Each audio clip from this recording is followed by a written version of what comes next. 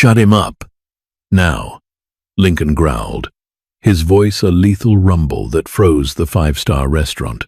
I'm trying, sir, the frantic nanny stammered, thrusting a velvet toy at the sobbing 3-year-old. For 20 agonizing minutes, the boy's wails had paralyzed the room. Lincoln, a mafia boss whose name made the city's underworld hold its breath, sat completely powerless. His armed guards hovered like stone gargoyles, ready to draw weapons on anyone who stared too long. Lincoln's dark eyes flashed with dangerous, helpless frustration. That was when Nova, her waitress apron stained with spilled coffee, shoved past the terrifying bodyguards. She slammed a warm plate onto the mahogany table and looked the city's most dangerous man dead in the eye. He doesn't need another toy, she snapped. He just needs a mom. The Air in Laura, the city's most exclusive dining establishment, was always perfectly climate-controlled, smelling faintly of truffles, expensive Bordeaux, and old money. Tonight, however, it smelled like pure terror. Nova balanced a silver tray of empty champagne flutes on her palm, her flat-soled shoes aching after a grueling double shift. She had spent the last 5 years perfecting the art of being invisible. Invisibility was safety. It kept her hidden from the ghosts of her past, from the people she had run from, and from the harsh reality of the city's brutal hierarchy. But invisibility was impossible tonight. 30 minutes ago, the heavy mahogany doors had swung open, and the temperature in the room had plummeted. Lincoln had walked in. He didn't need to wear a sign declaring who he was. The silence that swept over the room did it for him. He was a man carved from cold marble, dressed in a bespoke charcoal suit that hid the lethal tension in his shoulders. Beside him walked 3 men who moved with the predatory grace of wolves, their eyes scanning the room for threats. But the most jarring part of his entourage was the small, fragile-looking boy, clutching a plush velvet rabbit, being practically dragged along by a terrified-looking nanny. This was Leo, the heir to an empire built on shadows and blood. They took the secluded corner booth, the one typically reserved for visiting dignitaries. For the first 10 minutes, it was quiet. Then, a dropped fork startled the boy. The nanny reached out too quickly to grab it, her sharp movement frightening him further. The first cry was a small, breathy hiccup. The second was a wail. By the third, it was a full-blown, terrified meltdown. For 20 minutes, the restaurant endured the agonizing sound. Patrons stared at their plates, too afraid to look at the crying child, terrified that catching Lincoln's eye would be a death sentence. The waitstaff huddled by the kitchen doors, drawing straws on who had to refill the table's water glasses. Nova watched from the service station, a damp rag clutched in her hands. Her heart hammered a frantic rhythm against her ribs.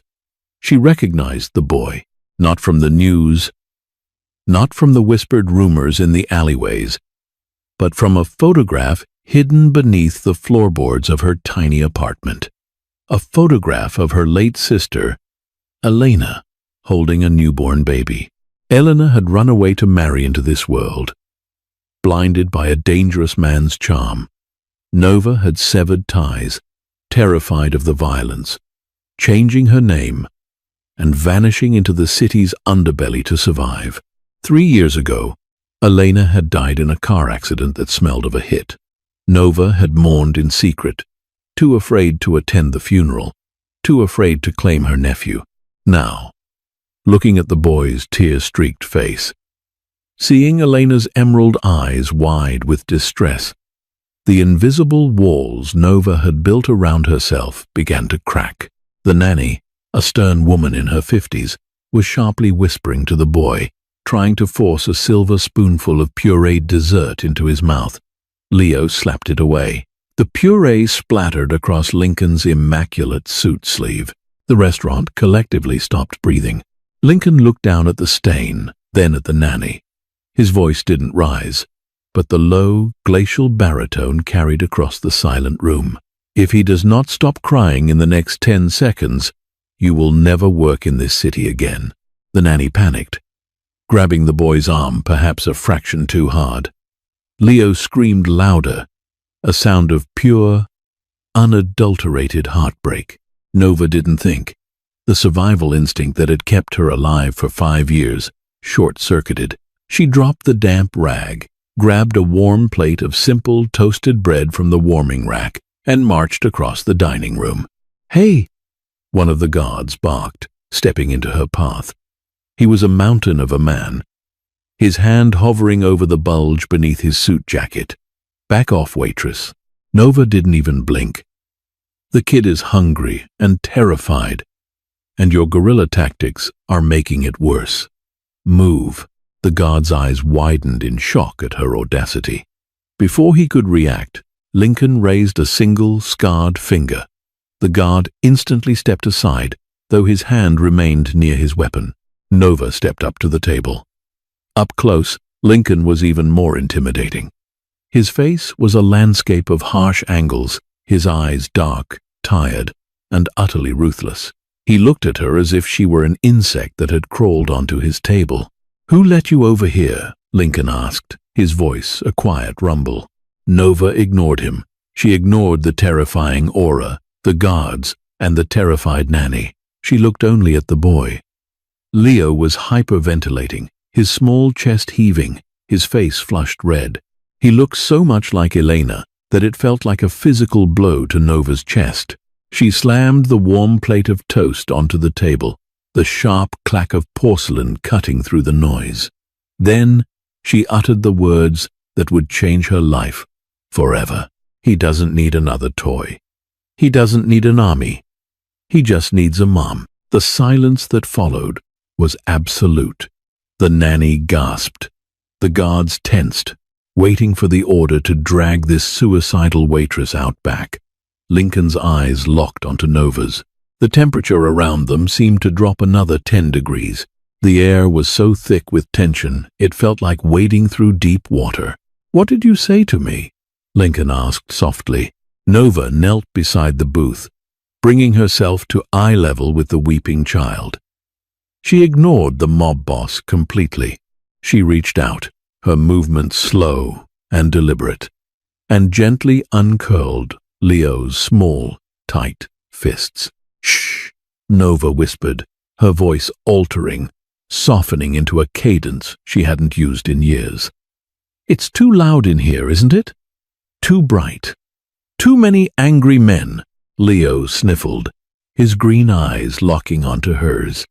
He didn't pull away. Nova began to hum. It was a melody from the old country, a haunting, sweet lullaby about a silver moon and a sleeping wolf.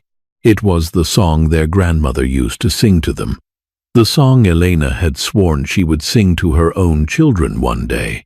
As the melody left Nova's lips, Lincoln stiffened. The color drained from his face. He leaned forward, his hands gripping the edge of the table so hard his knuckles turned white. Leo's cries hitched. He took a shaky breath, mesmerized by the strange woman humming the familiar tune. Slowly, the frantic energy drained from his small body. He leaned forward, resting his tear-soaked cheek against the rough fabric of Nova's apron. Nova wrapped her arms around him, burying her face in his soft hair, inhaling the scent of baby shampoo and salt. Her eyes squeezed shut as a rogue tear escaped down her own cheek. "I've got you," she thought. "Auntie has you." For 3 full minutes, the only sound in the corner of the restaurant was the soft, rhythmic breathing of the now sleeping boy, and the faint, haunting hum of the waitress. Finally, Nova carefully shifted her weight, preparing to stand back up. She felt the heavy gaze of Lincoln burning into the top of her head. "Where did you learn that song?" Lincoln demanded. The dangerous calm was gone. His voice was laced with an urgency, a desperate vulnerability that he tried instantly to mask. Nova froze. She had slipped up. The emotional overload of seeing her nephew had overridden her caution. She kept her eyes on the floor, gently resting Leo against the velvet booth cushions. My mother used to sing it to me. Nova lied smoothly, rising to her feet and smoothing her apron. It's a common tune. No, it isn't, Lincoln said, his voice dropping to a dangerous whisper. My wife used to sing it. She said it was a family secret, that only her bloodline knew it. Nova forced her expression into a mask of polite, professional confusion. I'm sorry, sir. I must have heard it somewhere else. I'll get back to my tables.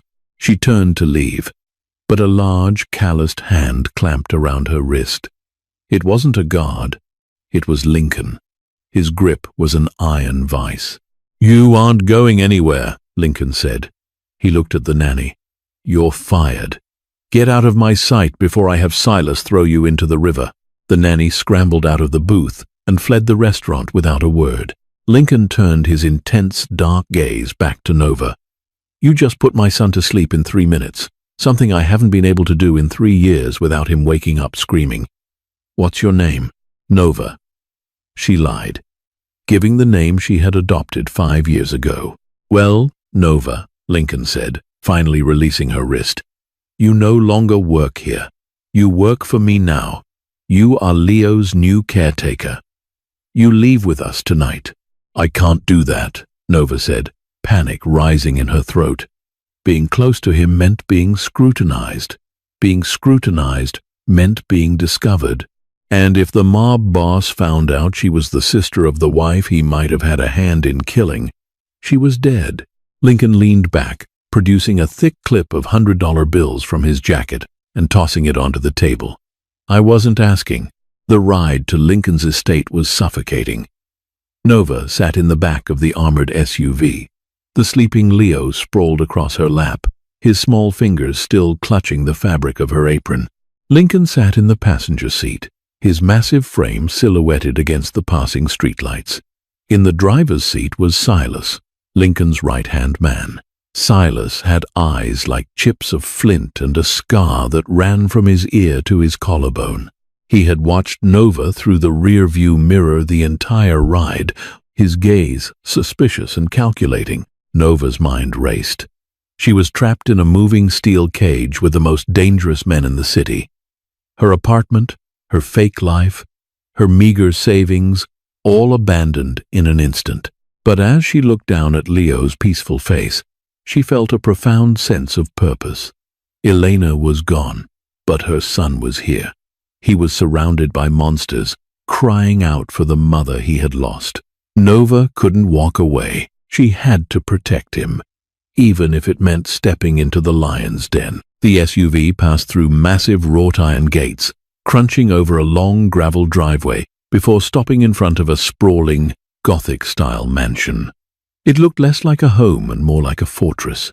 Stone gargoyles perched on the eaves, and security cameras blinked their red eyes from every corner. Welcome to the estate, Silas muttered, killing the engine. Nova carefully carried Leo inside. The interior was vast, cold, and meticulously clean. Everything was made of dark wood, marble, and leather. It felt like a museum, devoid of any warmth or childhood joy. There were no toys in the hallway, no photographs on the walls. His room is on the second floor, end of the east wing, Lincoln said, shrugging off his suit jacket. He looked exhausted, the adrenaline of the restaurant fading, leaving behind a profound weariness. Silas will show you to your quarters. They are adjacent to Leo's. You are to be with him at all times. If he wakes up, you handle it. If he is hungry, you feed him. If he bleeds. Lincoln's eyes hardened. You pray. Understood, Nova said, keeping her voice even. She followed Silas up the grand staircase. The man moved silently, like a predator stalking its prey. So Silas drawled as they walked down a long, dimly lit corridor. A waitress who moonlights as a child whisperer. Pretty convenient. I've worked with kids before. Nova lied, shifting Leo's weight in her arms. I have younger siblings. Is that right? Silas stopped in front of a heavy oak door. He turned to face her, stepping uncomfortably close. Lincoln might be blinded by his kid finally shutting up, but I'm not. We run background checks on everyone who breathes near this property. By tomorrow morning, I'll know what grade you got in 3rd grade math. If you're a spy for the Moretti family, or an undercover cop, I won't wait for Lincoln's permission to end you. I'll bury you in the woods out back, and no one will ever find you. Nova met his flinty gaze without flinching. She had lived in fear for 5 years. This thug wasn't going to break her now. Not when Leo needed her. If I were an assassin, Silas, I wouldn't have used toast as a weapon, she replied coldly. Now, open the door. The boy is heavy. Silas narrowed his eyes, a flicker of begrudging respect crossing his scarred face. He pushed the door open.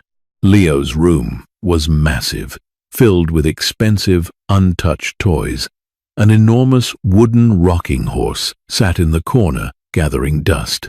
The bed was a large, elaborate structure that looked more suited for a king than a toddler. Nova gently laid him down, pulling the heavy duvet over his small body.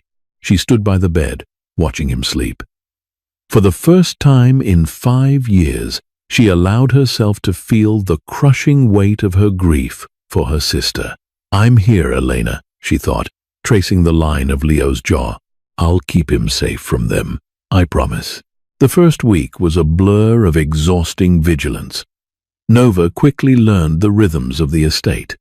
It was a house of ghosts and secrets. Armed men patrolled the grounds. Men with quiet voices and heavy coats came and went at all hours of the night. And Lincoln was a phantom, disappearing into his study for days at a time. But Nova's entire world was Leo. She transformed his sterile bedroom into a sanctuary. She pushed the heavy, antique furniture against the walls to create a massive play area.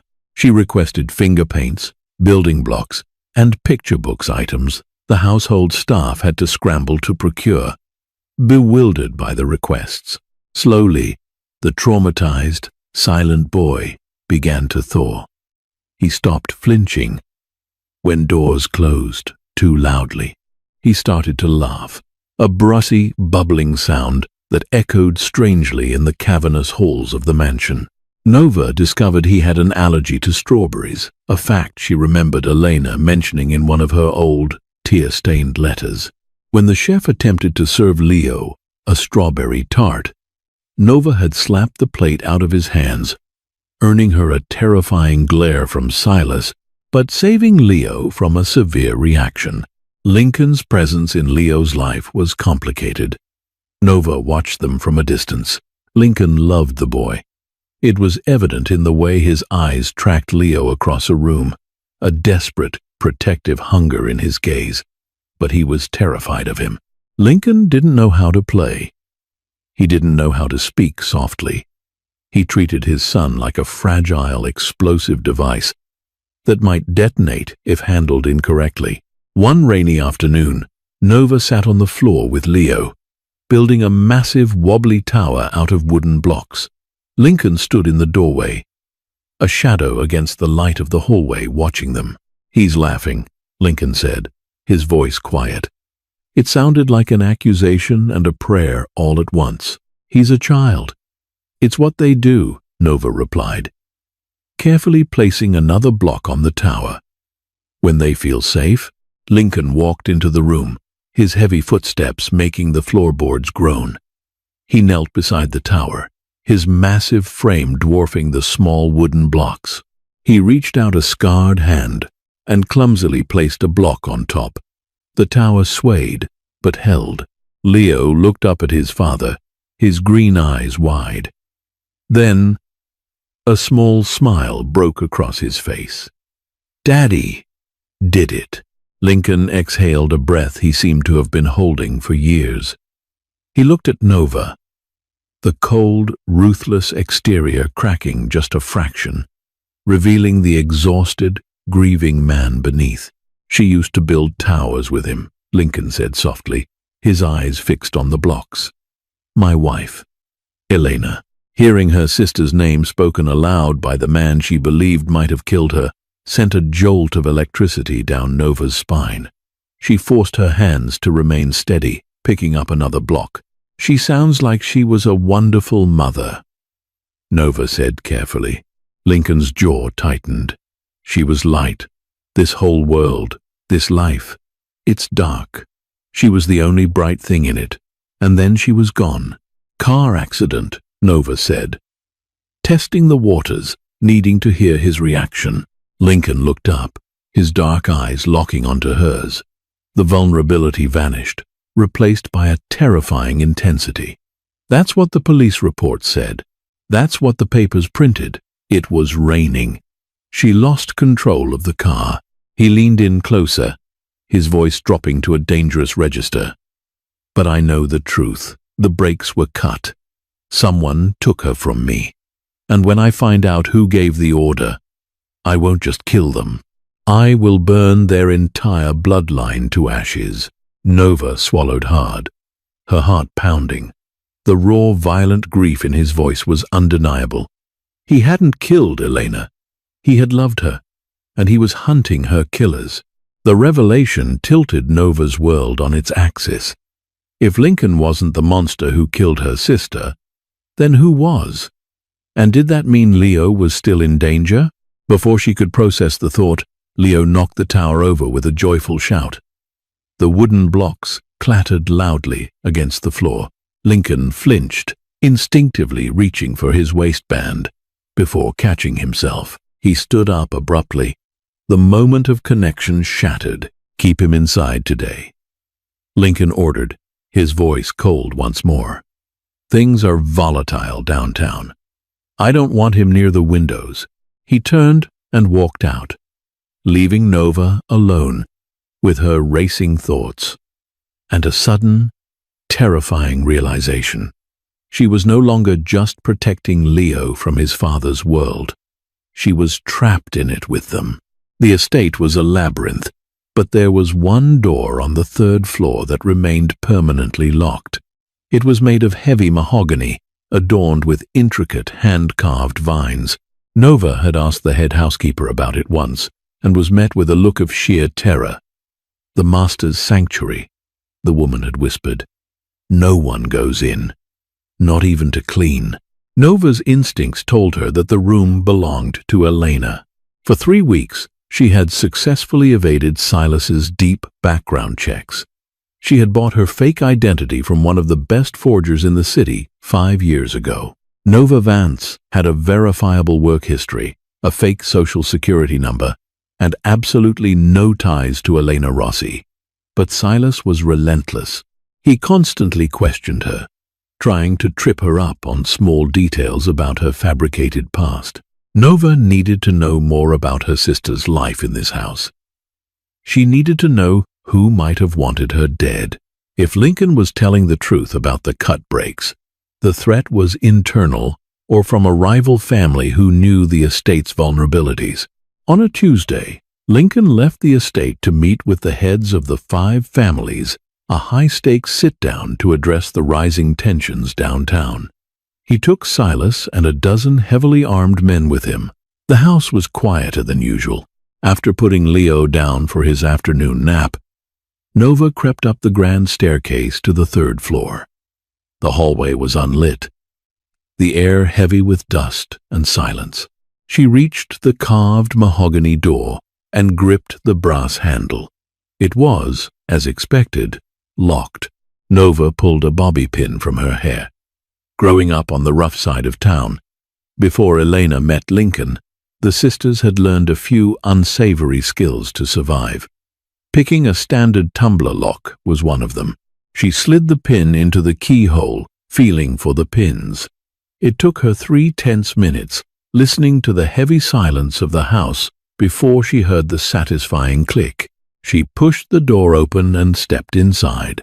The air was stale, smelling faintly of dried lavender and expensive perfume. Nova flipped the light switch. Her breath hitched in her throat. The room was perfectly preserved. It was a shrine. Elena's clothes still hung in the open closet.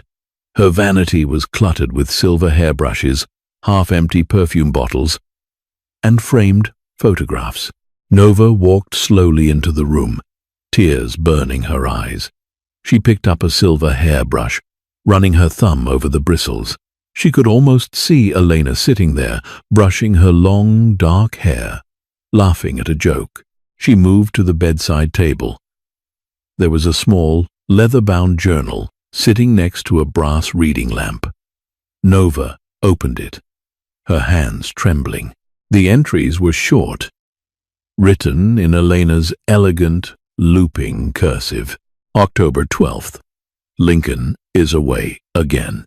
The house feels too big. Silas looks at me with such disdain. He thinks I make Lincoln weak. I think he hates me. Nova frowned, tracing the words.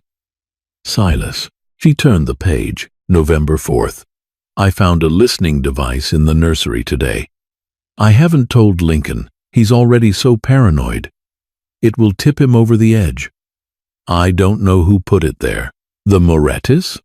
Or someone inside the house? I'm taking Leo to the safe house tomorrow.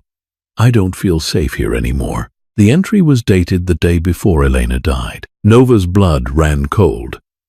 Elena knew she was being hunted, and she suspected someone inside the house. Suddenly, a heavy footstep sounded in the hallway outside. Nova froze. She had left the door unlocked. I know you're in there. The voice was a low, raspy growl. Silas. Nova spun around as the door swung open. Silas stood in the doorway, his eyes dark with fury. He held a suppressed pistol in his right hand, resting casually against his thigh. He hadn't gone with Lincoln to the sit-down. It was a trap. I've been waiting for you to slip, Silas said, stepping into the room and closing the door behind him. You've been too perfect, too good with the kid, too calm around the boss. And now, I find you snooping in the dead wife's shrine. I was looking for extra blankets.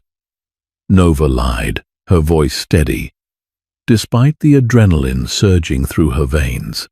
Leo was cold. There are no blankets in here, Silas said, taking a step closer. He raised the gun, pointing it squarely at her chest. Lincoln is blinded by his grief. He looks at you and sees a way to appease his screaming child. But I look at you and see a rat. The Morettis sent you, didn't they? To finish the job, they started with Elena. I don't know who the Morettis are, Nova said, stepping back until her spine hit the vanity. I'm just a nanny. Bullshit, Silas spat. He closed the distance between them, pressing the cold barrel of the gun against her forehead. I dug deeper into your background. Nova. The paper trail is flawless. Too flawless. A real person has speeding tickets, debt, an embarrassing photo on the internet. You have nothing. You popped into existence 5 years ago. Now, you're going to tell me who you really are, or I'm going to paint this vanity with your brains and tell Lincoln you were caught stealing. Nova stared into the eyes of the man who had likely ordered the hit on her sister. If she told him the truth, he would kill her instantly to cover his tracks. If she lied, he would kill her for being a spy. You cut the brakes, Nova whispered, the realization solidifying into a deadly certainty. You thought she made Lincoln weak. You put the bug in the nursery. You killed her. Silas's eyes widened for a fraction of a second, a micro-expression of shock that she knew the truth. That was all the confirmation she needed. Smart girl, Silas sneered, his finger tightening on the trigger. Too bad you won't live to tell him. Nova didn't think, she reacted. She grabbed the heavy silver perfume bottle off the vanity and smashed it directly into Silas's face. The heavy glass shattered against his cheekbone. Silas roared in pain, stumbling backward, the gun discharging.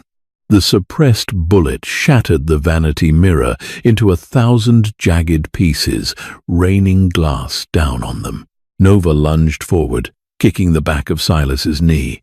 He buckled, but swung his arm back, striking her across the jaw with the heavy handle of the gun. The world flashed white. Nova hit the floor hard, tasting copper. Silas recovered, wiping a mixture of blood and expensive perfume from his eye. He leveled the gun at her again, his chest heaving. Dead rat. Before he could pull the trigger, the heavy mahogany door was violently kicked open. Lincoln stood in the doorway. He was breathing heavily, his suit jacket off, his white shirt stained with rain. He looked like a demon summoned from the depths of hell. Silas froze, the gun still pointed at Nova. "Boss, I caught her. She's a spy. She was in Elena's room. She attacked me." Lincoln looked at the shattered mirror, the blood on Silas's face, and Nova crumpled on the floor. The temperature in the room plummeted. "Put the gun down, Silas," Lincoln said, his voice terrifyingly calm. "Boss, you don't understand. I said." Lincoln roared, a sound that shook the walls.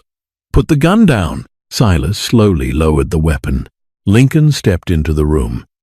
He didn't look at Silas. He looked down at Nova. "Get up." Nova scrambled to her feet, her jaw throbbing, her heart hammering violently.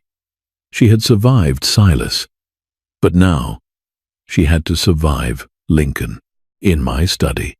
Both of you. Now." Lincoln commanded. Turning on his heel, the reckoning had arrived. Lincoln's study was a cavern of dark wood and leather, lined with thousands of books he likely never read. The only light came from a crackling fireplace, casting long, dancing shadows across the room. Lincoln sat behind a massive mahogany desk.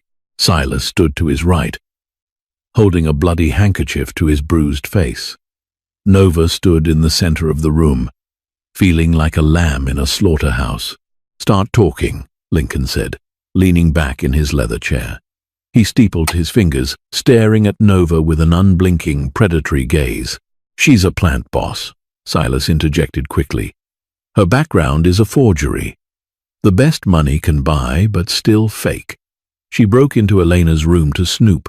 She's gathering intel for the Morettas. I say we take her down to the basement and find out exactly what she knows." Lincoln raised a hand, silencing Silas instantly. "I didn't ask you, Silas. I asked her." He shifted his gaze to Nova. "Who are you?" Nova's mind raced. The truth was her only shield, but it was also a sword that could cut her down. If she told Lincoln that Silas killed Elena, Silas would deny it, and Lincoln would believe his right-hand man over a nanny with a fake identity. She needed proof. And until she had it, she had to play a dangerous game of half-truths. "My name is Nova," she said, her voice remarkably steady. "And my background is fake." Silas smirked in triumph. Lincoln's expression remained unreadable.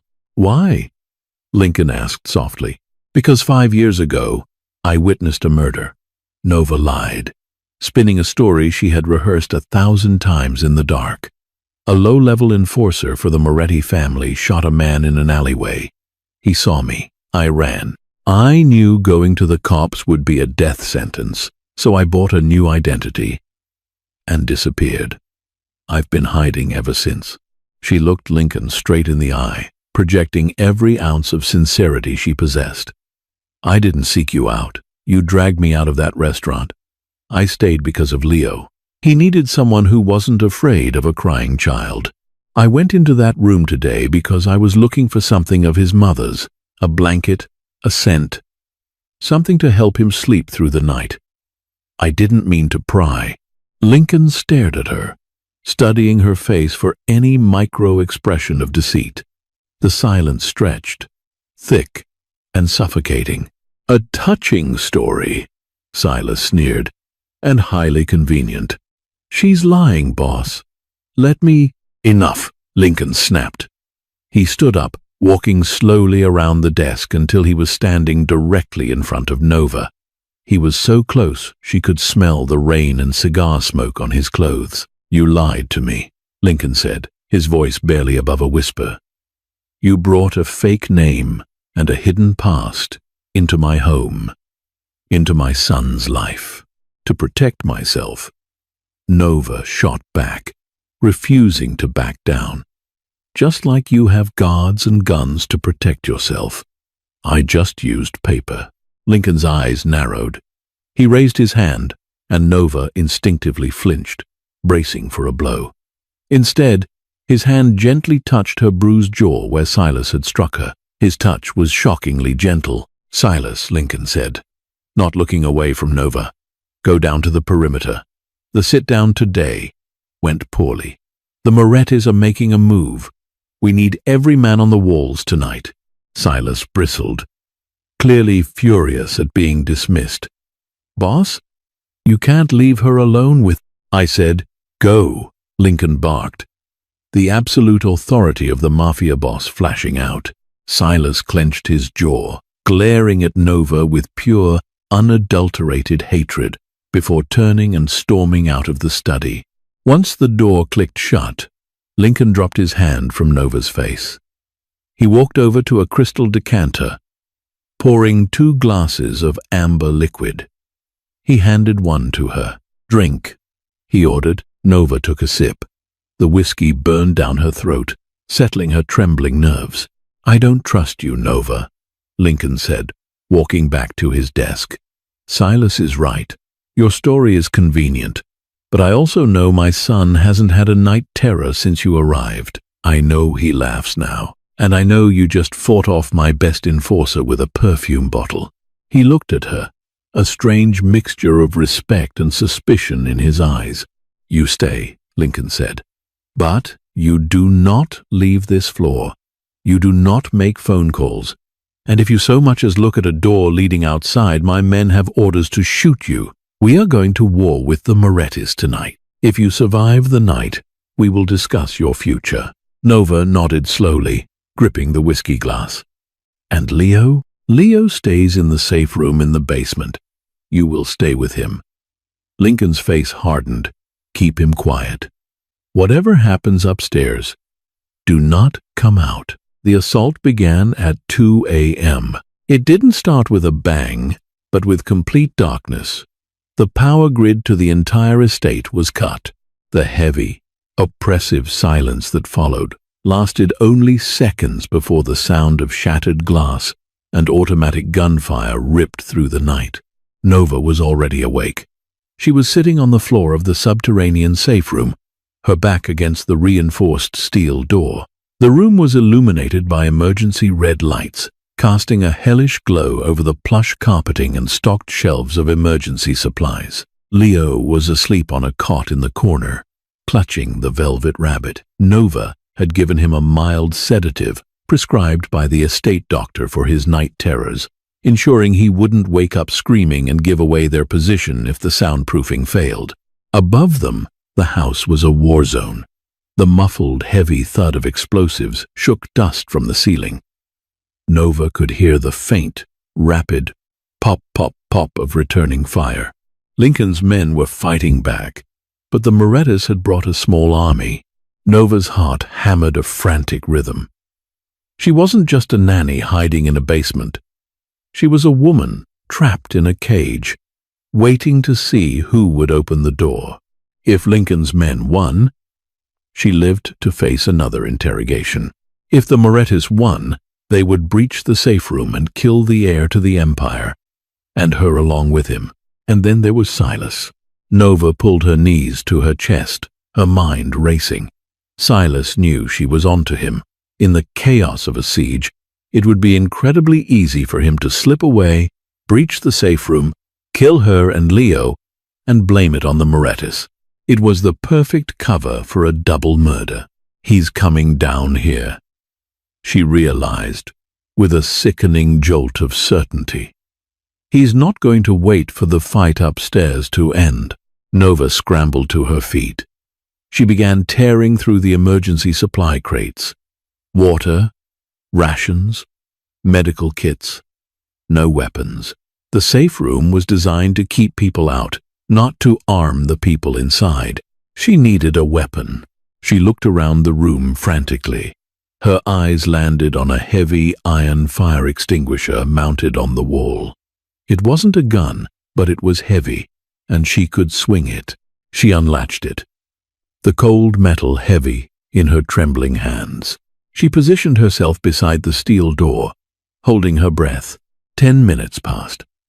The gunfire upstairs seemed to be moving closer to the main staircase. Then she heard it.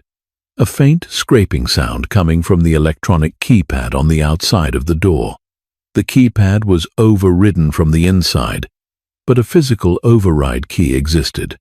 Lincoln had one. Silas had the other. The heavy steel locking bolts began to clunk back into the door frame. Chunk, chunk, chunk. Someone was opening the door. Nova raised the fire extinguisher, her muscles coiled tight as springs. She prepared to swing with everything she had. The heavy steel door swung open. A figure stepped into the red emergency light. It wasn't Silas. It was Lincoln. He was covered in blood. Though whether it was his own or someone else's, Nova couldn't tell. His white shirt was torn, and his chest heaved with exertion. He held an assault rifle in his right hand, the barrel smoking. He looked around the room, his wild eyes immediately locking onto the sleeping form of his son. A massive shudder went through his broad shoulders. Nova lowered the fire extinguisher, letting out a breath she felt she'd been holding for an hour. Lincoln.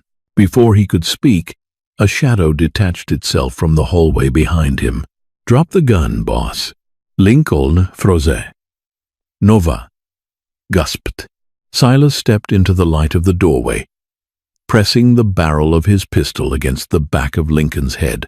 Silas was bleeding from a shrapnel wound on his shoulder, his face twisted in a mask of desperate fury.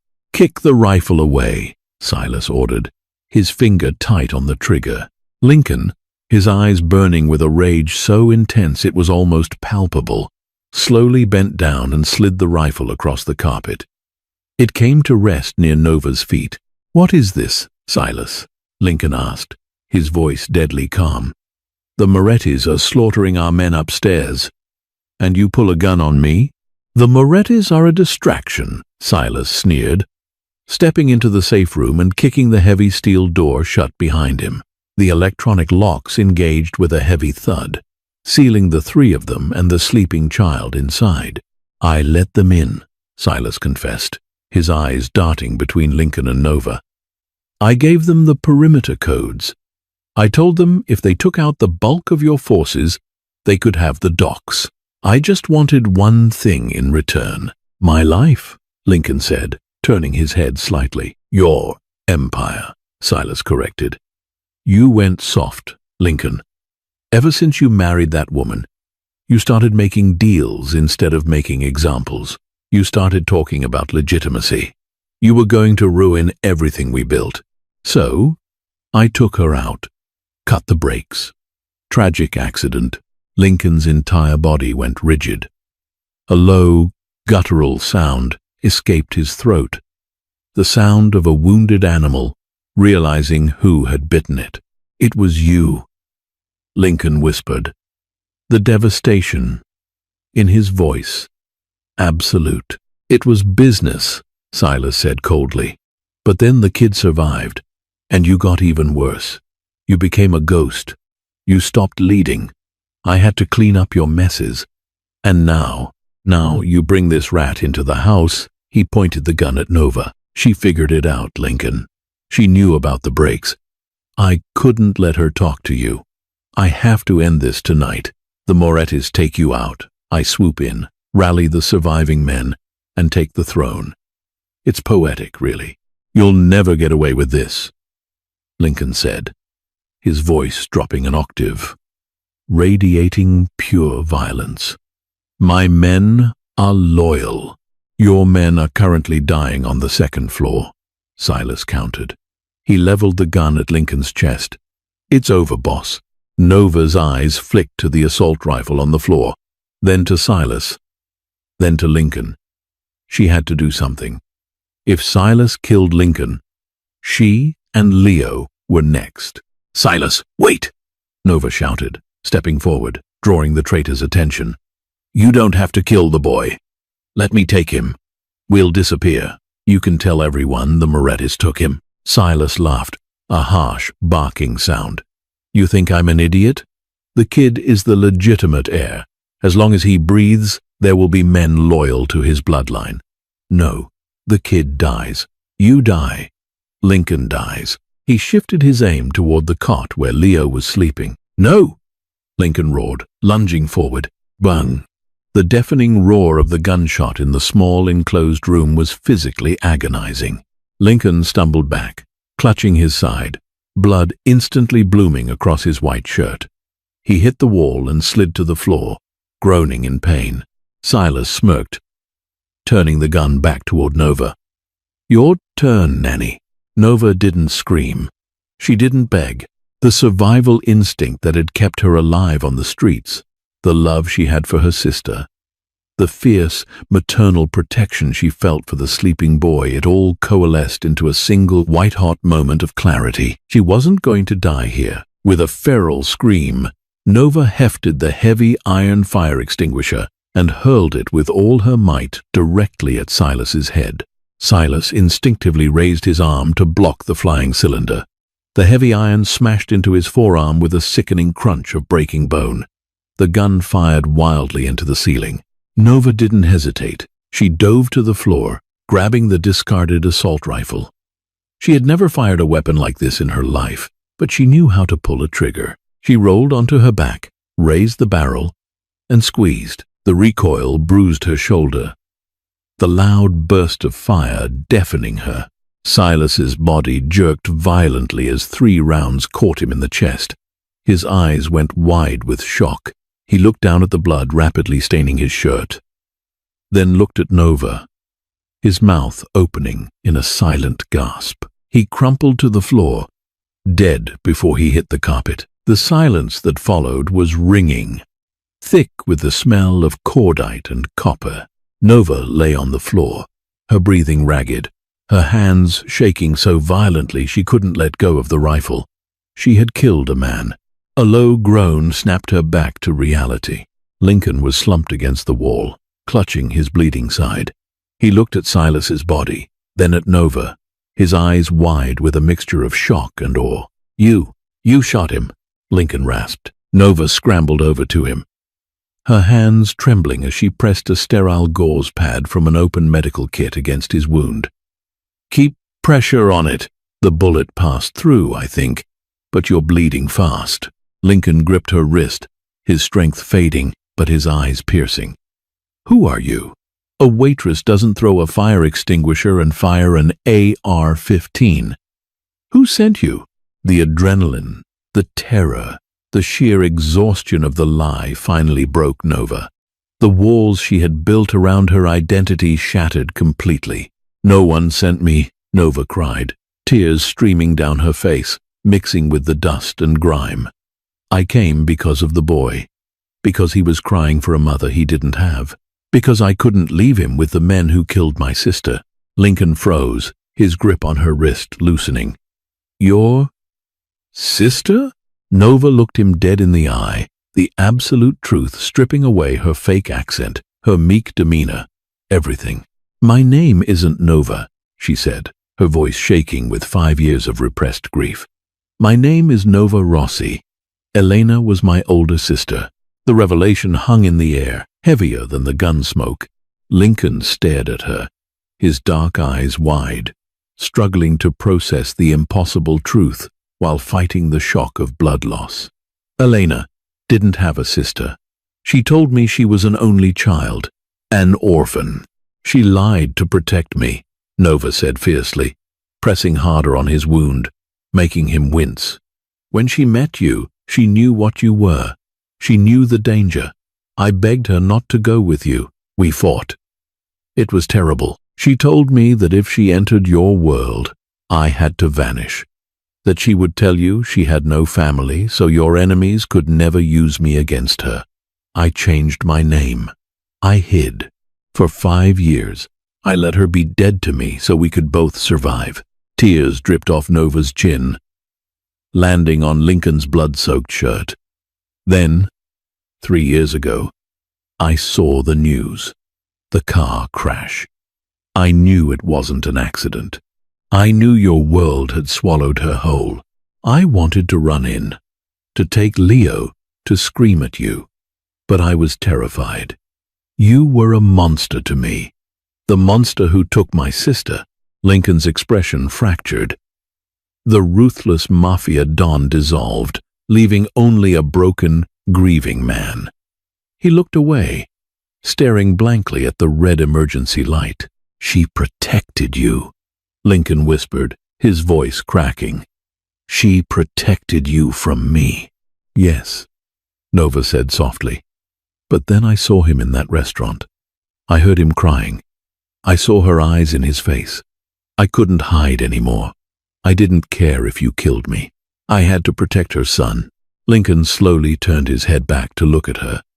The suspicion, the coldness that had defined their interactions was entirely gone. He saw the resemblance now. It wasn't in her features, but in the fierce, unyielding fire in her eyes. The same fire Elena had possessed. Your Aunt Nova, he said, the words feeling foreign on his tongue. Yes, she choked out. Above them, the gunfire began to taper off. The heavy, booming voice of Lincoln's captain echoed through the ventilation shafts, shouting orders.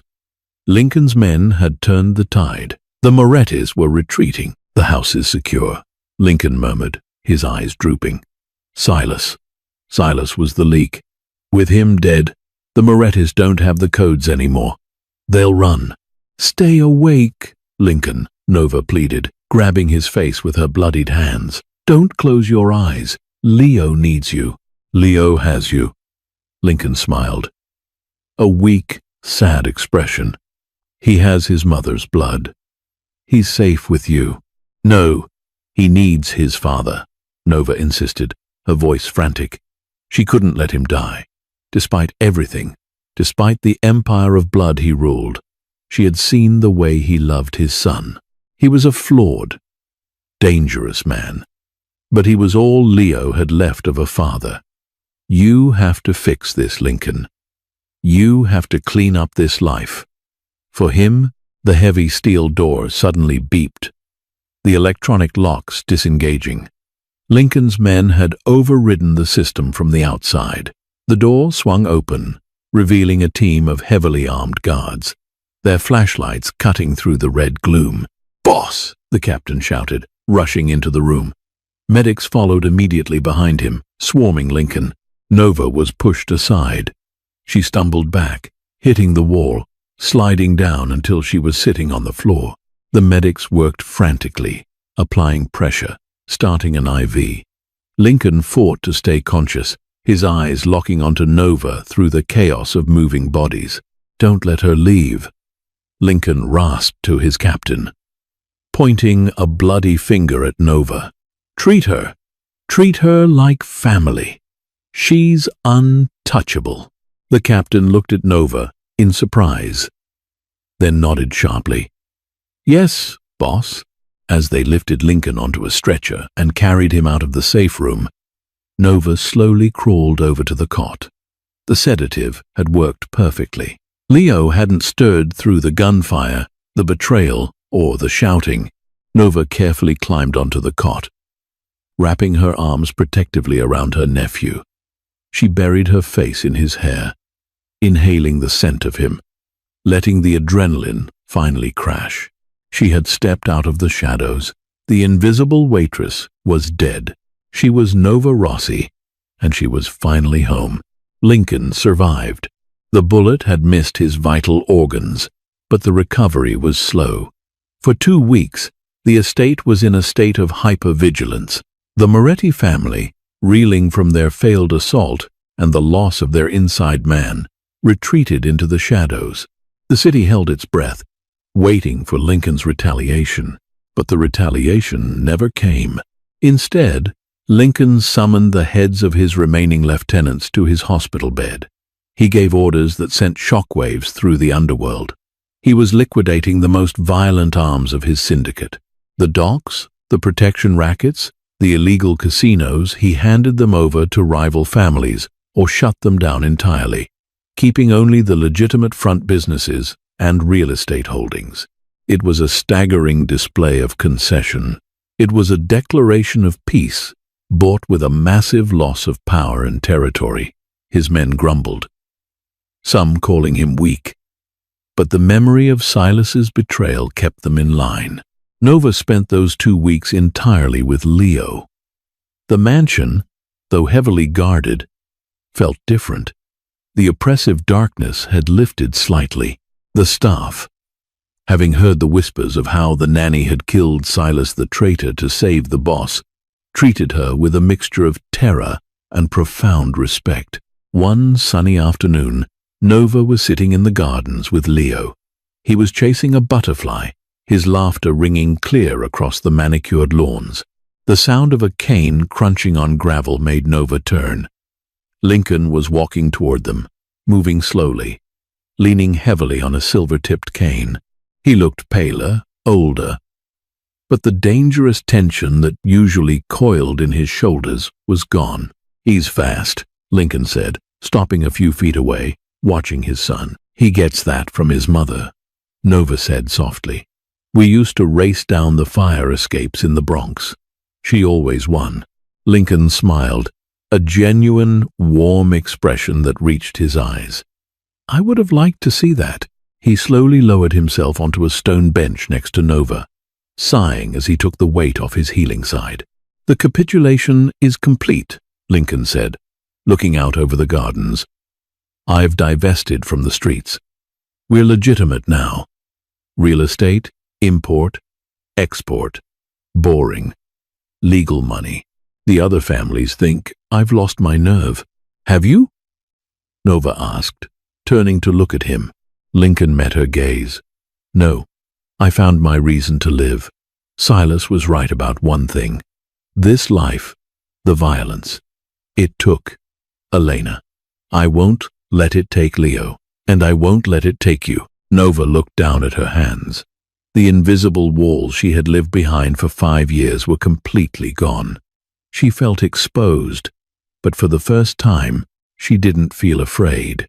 "So, what happens now?" Nova asked. "I'm still the waitress who lied to you. You're the woman who saved my son. You're the woman who saved my life," Lincoln corrected. He reached into his jacket pocket and pulled out a small velvet box. He handed it to her. Nova opened it hesitantly. Inside rested a delicate silver locket. It was Elena's, the one she had worn every day before she disappeared. "She left it behind when she took her final drive," Lincoln said quietly. "I want you to have it." Nova traced the intricate silver etching, tears pricking her eyes. She snapped it open. Inside was a picture of a younger Elena and a much younger Nova, smiling brightly at the camera. "Thank you," Nova whispered, clasping the locket around her neck. The cool metal settled against her collarbone, a physical reminder that she was no longer hiding. Leo came running back, holding out a fistful of slightly crushed dandelions. "For Auntie Nova and Daddy." He handed them a crushed yellow flower each. Lincoln took it gently, twirling the stem between his large fingers. "Leo," Lincoln said, his voice thick with emotion. "Do you like having Auntie Nova here?" Leo nodded vigorously. "Yes. She sings the moon song." Lincoln looked at Nova, an unspoken question in his eyes. He wasn't the terrifying mob boss anymore. He was a father, asking the only family he had left to stay. "She's not going anywhere, Leo," Nova said, smiling through her tears. She reached out and took Lincoln's hand, his rough, scarred palm warm against hers. "Auntie Nova is staying right here." Chapter 10. The Foundation. Years passed, and the legacy of the city shifted. The name Lincoln no longer conjured images of dark alleys and violent retributions. Instead, it became synonymous with aggressive real estate development and massive philanthropic donations to children's hospitals. The transition wasn't bloodless, nor was it easy. Ghosts of the past occasionally surfaced. There were threats, extortion attempts, and moments where the old wolf inside Lincoln threatened to break free. But every time the darkness encroached, Nova was there. She was the anchor, the fierce protector of the family's new foundation. Leo grew into a bright, resilient boy. He had his mother's eyes and his father's quiet strength, but his spirit was entirely shaped by Nova. He never knew the true depths of the empire he was born into. He only knew the sprawling estate as a place of laughter, strict homework rules enforced by his aunt, and quiet evenings building models with his father. Nova never married Lincoln. Their relationship was deeper than romance. It was a bond forged in blood, trauma, and a mutual devotion to the boy who carried Elena's memory. They were co-parents, partners in survival, and the fiercest of allies. The locked room on the third floor was eventually opened. Nova and Lincoln spent a week sorting through Elena's belongings, crying, laughing, and finally laying the ghosts to rest. The room was transformed into a massive library for Leo, the heavy mahogany door replaced with French glass. On Leo's 10th birthday, the estate was filled with light. Children from his private school ran across the lawns, music played, and the chefs who no longer lived in fear of serving the wrong dessert presented a massive strawberry-free cake. Nova stood on the veranda, watching the chaos with a warm smile. She wore a simple, elegant dress, the silver locket resting against her chest. Lincoln walked up beside her, handing her a glass of champagne. His hair was touched with gray, the harsh lines of his face softened by years of peace. "He's happy," Lincoln said, watching Leo enthusiastically rip the wrapping paper off a telescope. "He is," Nova agreed, clinking her glass against his. "Silas almost won that night," Lincoln mused, his voice low, a rare acknowledgement of the past. "If you hadn't been there, if you hadn't fought back." "I was running for 5 years, Lincoln," Nova said, looking at the boy who was the center of her universe. "But the thing about running is, you eventually get tired, and sometimes you just have to turn around, pick up a fire extinguisher, and build a new life out of the wreckage." Lincoln chuckled, a deep, resonant sound. "To the waitress who saved the empire," he toasted. "To the mother who never left," Nova corrected gently, tapping her locket. They stood together in the sunlight, no longer creatures of the shadows, watching the boy they had saved. The boy who had saved them both look up at the sky, ready to discover his own stars. Sometimes the family we are born into breaks us, but the family we fight for saves us. Nova and Lincoln's journey proves that the darkest empires can be dismantled by the light of a single, courageous act of love. True strength isn't found in intimidation or power, but in the willingness to step into the line of fire for the innocent. If you enjoyed this tense, emotional story of hidden truths and redemption, please hit the like button.